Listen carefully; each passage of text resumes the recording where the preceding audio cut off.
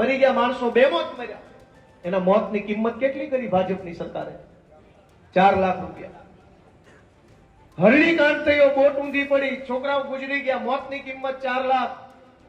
રાજકોટમાં અગ્નિકાંડ થયો, અનેક લોકો અગ્નિકાંડમાં ગુજરી ગયા, મોતની કિંમત 4 લાખ. અનેક દુર્ઘટના, લઠ્ઠાકાંડ થયો બરવાળામાં, બોટાદ પાસે 100 લોકો ગુજરી ગયા, મોતની કિંમત 4 લાખ.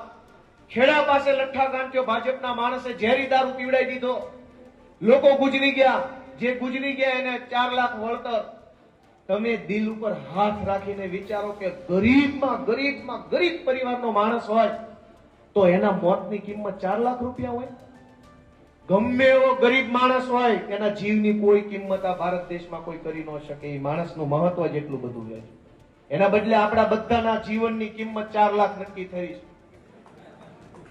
જે લઠ્ઠાકાંડમાં ગુજરે, એક્સિડન્ટમાં ગુજરે, અગ્નિકાંડમાં ગુજરે, આ કાંડમાં ગુજરે, તરત કલાકમાં ગાંધીનગરથી જાહેરાત થાય કે તમામ મૃતકોના પરિવારને 4-4 લાખ આપવામાં આવશે. તમે બધા દિલ ઉપર હાથ રાખીને વિચારો, હું આપણે 4 લાખ રૂપિયા વાળા છીએ? ખાલી આપણી વેલ્યુ 4 લાખ જ છે. ગુજરાતના નાગરિકના જીવની કિંમત 4 લાખ. દોસ્તો, હું આજે ડભોઈના મંચ ઉપરથી કહું છું કે માણસના જીવની કિંમત 4 લાખ નક્કી કરી છે આ ભાજપ વાળાએ. હું એમ કહું છું કે ગુજરાતના કેબિનેટ મંત્રીને 2 લાફામણ મારવા દે તો 10 લાખ રૂપિયા આપું. તમે અમારો જીવ જાય તો 4 લાખ આપો છો, હું તમને ખાલી 1 લાફાના 5,000, 5 લાખ આપવા તૈયાર છું.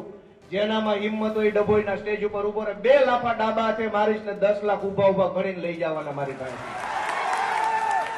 ગુજરાતમાં ભાજપના લોકોએ આપણી કિંમત નક્કી કરી નાખી, 4 લાખ રૂપિયા. દોસ્તો, મને તો એટલી બધી અંદરથી પીડા થાય છે કે તમે હું સમજો છો અમને? અમે અમારા જીવની કિંમત 4 લાખ.